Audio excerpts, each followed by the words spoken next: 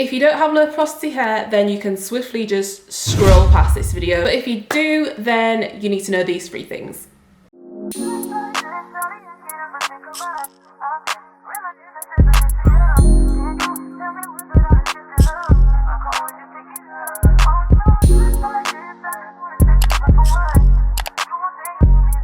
What's up curlies, welcome back to my channel. It's your girl Kiki, and if you are new here, I do all things curly hair tips, product reviews and styling. In today's video, I'm going to be discussing 3 things that I would not be doing if I had low porosity hair, so stay tuned if you want to learn the secrets.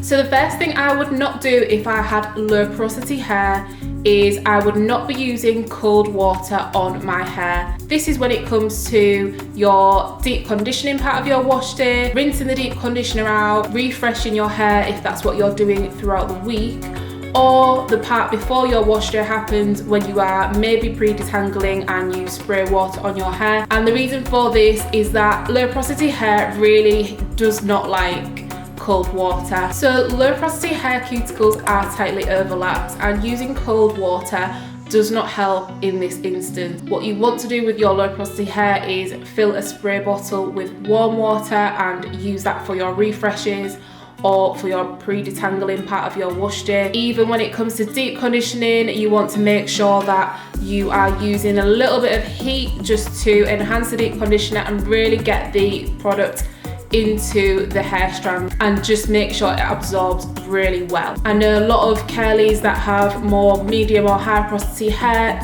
do use cold water towards the end of their wash day when they're rinsing off their deep cons, but this works for them because cold water is said to almost seal what is already in the hair and just make it a little bit more shiny and close the cuticle a bit more.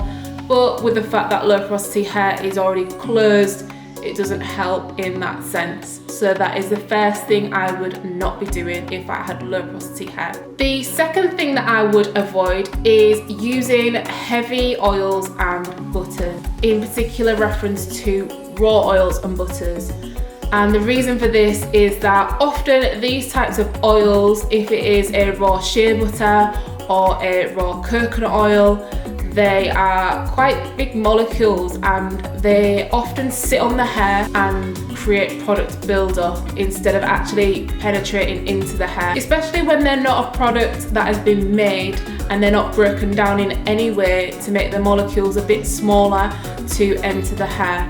So anything that is like your raw shea butter, it's probably just going to make your low porosity hair a little bit built up and maybe a little bit dry because it's probably just going to sit on top of your hair cuticle and not do the job what you need it to do.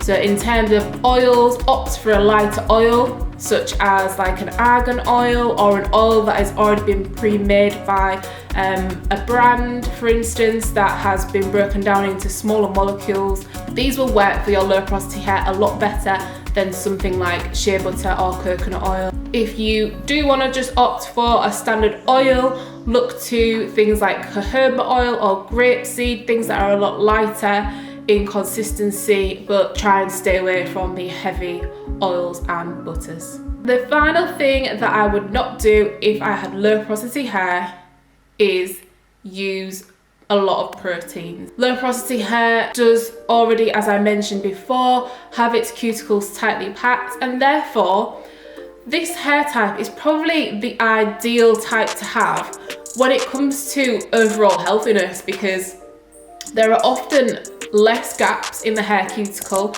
as opposed to a high porosity hair curly girl who does maybe have a few gaps and needs that filling in with the use of protein in products. But low porosity hair actually is good on that front. Obviously, I'm not saying discard proteins completely because not all low porosity hair curls are sensitive to protein, but if you are someone who knows that hydrolyzed wheat protein doesn't work for you, then I would look to your hair products, check where the proteins sit in the ingredients list, and just be cautious of how often you are using those types of products, because it could make your hair a little bit more brittle and dry if you're using proteins way too often and you don't realize you're doing it. Hope you enjoyed this video. If you're interested in any more low porosity hair tips, just click the thumbnails at the end of the video and I will see you in the next one.